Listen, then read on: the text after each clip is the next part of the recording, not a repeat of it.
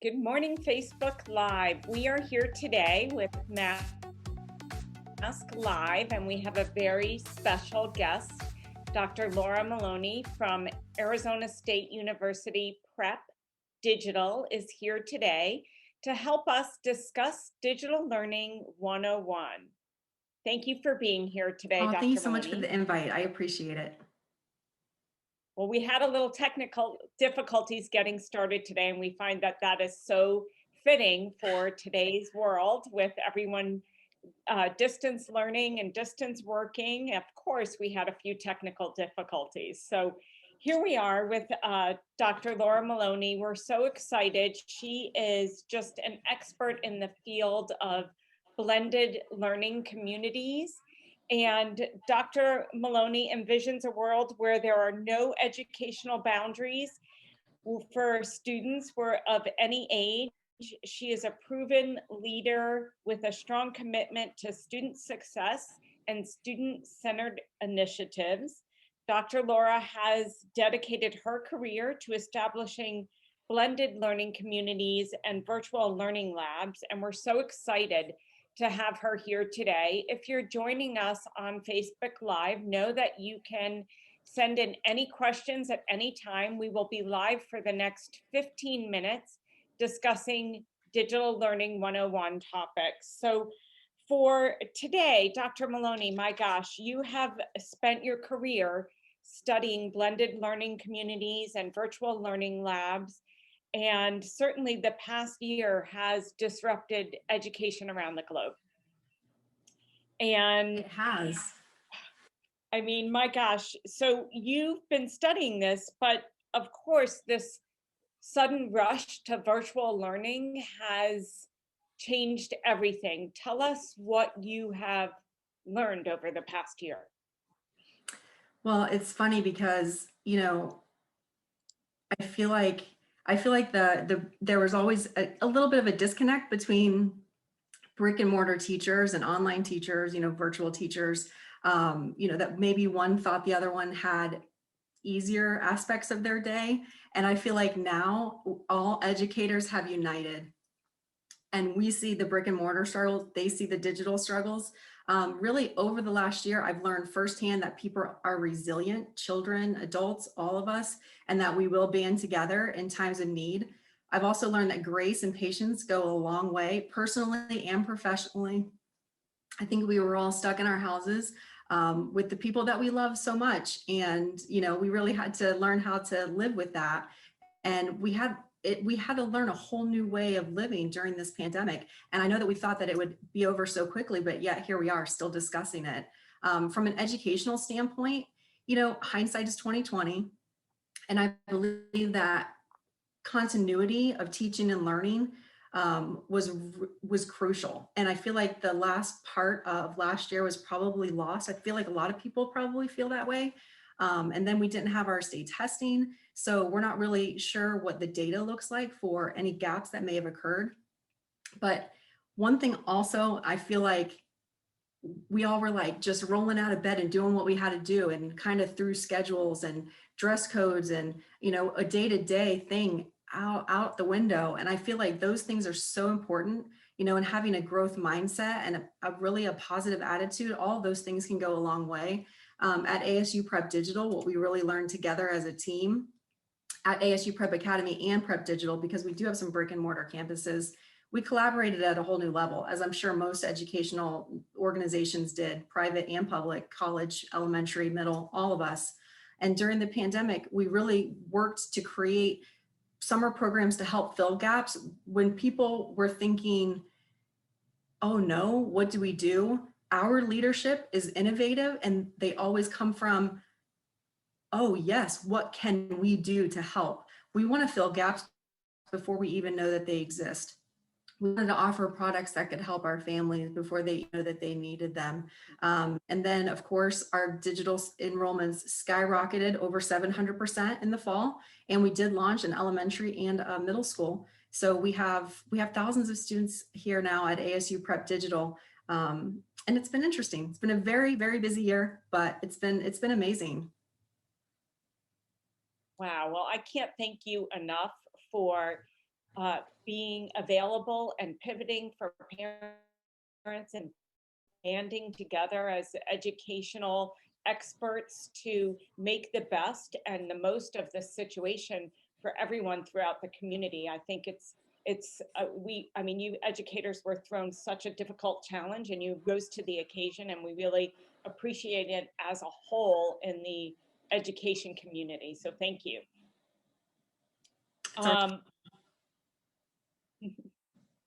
so what do you think is one of the key things that can be done to help parents feel confident that children will make adequate academic process while learning online?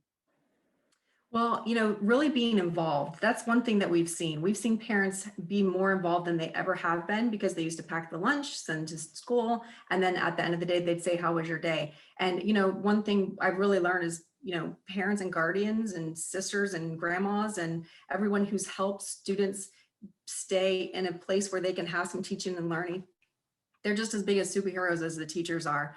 But being involved and having conversations with our children really keep that two-way communication flowing. Most schools have a way to track student progress. Maybe they have a portal. Usually it's online. We at ASU Prep Digital, we help parents walk through getting signed into their portal so that they can check progress and grades and just make sure that their students maintain momentum and that they're moving forward. It's funny, I have conversations with parents every day and they say, "What do you mean they're not working? They're on the computer all day long." And it's two different things. Being on the computer and doing their digital work is two different things. So really just having that relationship, not only the parent and child relationship, a relationship with the school so that they can advocate for their child, so that they can have a relationship with the teacher if something comes up, if they need accommodations, like universal accommodations, if there's something going on, if the child is struggling acclimating to a digital environment, or maybe they have a situation in their own family where someone's struggling with COVID or they've lost their job and they have more people in the house than they're used to. Really, we're in the relationship business. We try to teach the whole child and meet their social, emotional, and educational needs. So the relationship is the most important. That's gonna help everyone stay on target and keep moving forward. Absolutely. And that social emotional component is so key. I mean, if other things are going on in the house, it's difficult to be at an optimal learning level, of course. So having, you're speaking our language at Mask. We believe in having ongoing communication between parents and children. And one of the things we were seeking as Mask parents over 14 years ago when we started Mask was how to talk to kids age appropriately about certain topics. But most importantly, again, opening that line of communication and maybe sharing the fact that this is a struggle for all of us and that it's okay to have bad days and we can talk about any big emotions that might be coming up.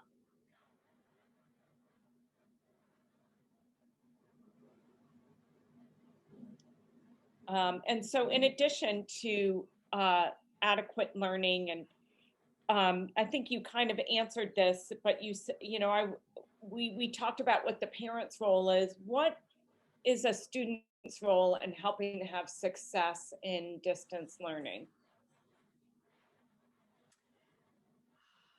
We're centered around the student. They have a huge role in this.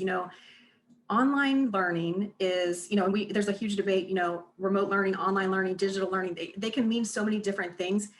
Like online learning and blended learning as pedagogy didn't even exist several years ago. Now it's its own pedagogy. But really, it's the students need to first be able to understand how they learn. And we as teachers and educators knew about that metacognition and how we needed to help students do that. But now we're doing that and we're not in front of them. We don't have stations. We can't pull them together. We can give digital assessments to help them determine how they best learn. But really the student is so important. It can go into a rabbit hole. If the student feels overwhelmed, and this is what I've seen, we've seen pros and cons to digital, we've seen pros and cons to brick and mortar, but in an online environment where the student is not present in front of that teacher every single day, Zoom aside, the students may be able to feel like they can fall through the cracks, and we don't want them to. We search for them so they don't fall through the cracks. That's something that we pride ourselves in. But if they feel like they're stressed, then they get behind, then they feel like there's no coming back from it, then they ignore the teacher's phone calls. So that's why it's so important for the family to have a relationship with the teacher, but we need the students to become independent learners. They don't need to know everything. They don't need to know how to save a Word document. They don't need to know, how to do 2 + 2 = 4 or 13 ways. We just need them to be present. We need them to be able to work with us so we can share expectations with them, but we want them to have independent learning time. We want them to feel like they have control of their schedule and that they're proud of their accomplishments. And when they can do that for themselves, there's just a pride there, and then they'll see that they're successful, and then they can build on that and grow, from their circle of growth to their circle of mastery. And having confidence in education, whether it's remote or not, really builds a student. It really builds them academically. No question, and sets them up for the future and everything that they do. And it also helps them to communicate their needs. That's what's important. We need them to be able, they may not be able to identify what they're feeling. They may not be able to identify overwhelm, but we just need to have an open line of communication so that we can know how to best serve them and how to best support them, because we want them to experience success. And even if they plan on going back to their school when it reopens, that's fine. But when they're with us, we take our role very seriously, and we want them to experience academic success with us. Great. What about how do we keep the kids engaged? That is the golden ticket. And it looks different at every age. And I always joke that, our high schoolers are little kids in bigger bodies. They still need to be engaged. They still have every excuse, to not be present. And that's their role in life. And our role is to try to stay 2 steps ahead of them, but really finding out what interests them, personalizing their learning so that we can relate to them, and so that we can have some kind of relationship with them, finding out what motivates them. Maybe they've been on American Idol and they want to sing and they just think math is the worst waste of time ever. Knowing that and being able to say, hey, you know what, I have a friend in Tennessee, and do you know this person? Just finding something in common with them and personalizing their education to it. One of our math teachers had a group of soccer players, and they were he could not get them engaged in math at all, and he started using I'm not going to be good at explaining this, Matt. I was English language arts and business, but he started explaining the angles and everything of when they would kick the ball and how it would arc, and guess where they were for his live lessons? They were in the live lessons. So it's the same thing with being in brick and mortar. I used to be a brick and mortar teacher, and I taught business, and I had students who were struggling with reading, and I'm expecting them to understand financial accounting. No, I have to find a way to relate to them.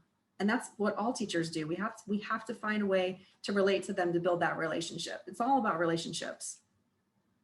Oh my gosh, what a wonderful teacher that is, to bring in the soccer aspect of it and get them engaged that way. That's a beautiful thing. We're getting lots of questions. So what about how can we have conversations with our kids in regards to cheating? In regards to, did you say cheating? Yes. Oh, because we don't like that word. We use academic integrity, but it is the same thing. Here's what I've found over the last year. What's interesting is some students, their definition, this is in a lot of different areas too, not just academic integrity or cheating. Their definition of it and ours are 2 totally different things. They feel like we've asked them a question and it's in the text. Why can't they copy and paste it? We asked the question, they're giving it to us. What's the problem? But having a conversation with them around authentic work and what that looks like, and providing examples of it, with all of the things that we expect from students, we need to be able to provide examples and non-examples so that the expectations are clear. When I don't want to date myself, but we used to have encyclopedias when I was in elementary school writing papers. They can Google everything now, or they can ask Siri, or they can ask Alexa, or they can ask anybody, and they can get answers that aren't their own. But really, when we start celebrating their effort and really having a growth mindset about the amount of, about them trying and understanding that that's good enough, we want their authentic answers. When they understand that, they'll understand what the expectations are. But we do have to have conversations around it. Yeah, I mean, actually, I never really thought of it that way. I mean, they grow up in a world where they can Google anything. So what's wrong with Googling the answer and copying and pasting it? Exactly. And that's, And I always it come makes from sense. curiosity. I always, I'm just older than they are. So I always come from curiosity of, gosh, I have to shift my perspective. I hadn't thought about it that way, you know, but kids tell you like it is. So I've learned a lot of things this past year when asking them those types of questions. And we have homeroom where we explain a lot of this. That's homeroom is where we have a lot of our social emotional teachings where, you know, we teach them about even the expectations of our school. I'm sure in brick and mortar, they have the same things, and in private schools. These are great conversations to have at home though, because it's just something in life that they need to know. They need to be authentic. They need to answer authentically, and they need to produce authentic work. Makes perfect sense. One more question before we take a break. Um, how can we balance online learning and connection? So they're missing that social aspect and that connection of being with others. How can we find a balance with that? You know, that's hard because some kids, they really thrive on being with their buddies all day long. And I was pretty easy. You know, when I heard I had to quarantine and stay home, I was like, well, that's not the worst thing in the world, but that's my personality. My husband was traumatized because he likes to go out and talk to everybody, and that's what he thrives on. So really bridging that gap, you know, I don't think that digital learning equals total social isolation. I think that just as families, we need to get together with our communities, with our resources, with our churches, with our peer groups. Maybe there's friends in the neighborhood and they can and they can safely get together and do their work or interact. Finding clubs, finding after school events. My nephew still does karate and they socially distance that. My sister has homeschooled all four of her children and they've never lacked for friends or social time. I don't mean Facebook, I mean like real social interaction. So I think it's just, you know, it's really the family just needs to come together and create a plan together and understand what level of socialization their students are lacking. But you know, the amount of depression that's coming up with some students, and it's heartbreaking. It's really heartbreaking because maybe they had friends at school, maybe they were always kind of to themselves and they had friends in school that, you know, were their cheerleader, and now they don't have that, and they may feel alone. So really looking at, I always say, don't look at what they say, look at what they're not saying. Look at what their body language is telling you. Look at what, you know, can they just not identify what they're feeling, but you can sense something's off, and it's maybe they're doing things to annoy you, but they're doing things because even if they annoy you, that kind of attention is better than no attention. And maybe they just don't know what they need, and you can help them identify that. But you know, it's really something that the family should discuss for what the needs are and what's available in the community and for extracurricular activities. Right, right. Um, hold on, there's just one other question coming up. It's not populating on my phone. Oh, Hold that's on a okay. sec. Let's see. How do parents and teachers best work together to address the mental health crisis facing Arizona students? So I guess you touched on that just a little bit with this depression and anxiety and all the mental health issues that are coming up as we've dealt with this trauma over the past year. Well, and think so many things, so many groups have stemmed from this, like some LBGTQ clubs in our own school. I'm sure that it's in brick and mortars and private schools too. We have a diversity, equity, and inclusion committee for leadership and for us to learn. I mean, there are so many things that are coming up that we didn't even think of a year ago, but there are some solid foundational principles that we should be aware of. Like we have annual suicide awareness prevention. But, you know, I feel like when we did that annual suicide prevention professional development this year, I feel like it took on a new twist because I feel like we really took it more to heart because of it's just, I feel like it's just bigger this year. I feel like the trauma of the pandemic has really hit home for so many families. And I know we're not therapists, we're educators, but our heart is so big and we really want to be able to help every single student and not make them feel at all that they're isolated, and we want them to know we're rooting for them. So the best way that we can have that relationship with families and parents is to really arm our teachers and our educators and our learning success coaches and administrators with professional development that they can understand what's happening and how we can best identify students who may be in crisis so that we know what our next steps are. But again, it comes all back to relationships and knowing what's normal behavior for that student. Right, absolutely. And so I think as a parent myself and going through this over the past year, I think it's important that we share with our kids our own emotions surrounding the challenges we've dealt with over the year, and share with them that we all can have anxiety, and that anxiety is typically worrying about the past, obsessing about the future, and maybe not being in the now. And so, if we can help kids be in the now and then also identify when they perhaps need more than just talking at home, and that maybe it's gone to a point where the anxiety is not something that they can control. I mean, anxiety is just anxiety, right? We can get through it, but there is a tipping point where perhaps we need to see that there's warning signs and struggles, and we need to seek more professional help. Well, and I don't think anxiety is just anxiety. I think for some students, it takes over them. And so, we had a professional development just in one of our staff meetings last week, where one of our gifted and 504 coordinators shared with us normal anxiety and debilitating anxiety, what that looks like, what the differences are, and how to have conversations so that it's not demeaning to the students who are experiencing anxiety.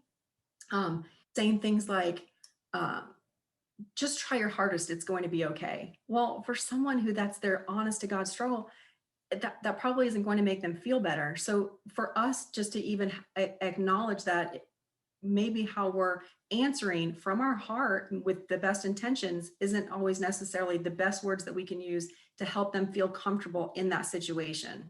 And you're right. It also, on a personal level, kids pick up what's happening, right? They pick up what their parents are feeling. They pick up if there's anxiety. They pick up if there's sorrow. They pick up if there's a renewed sense of hope.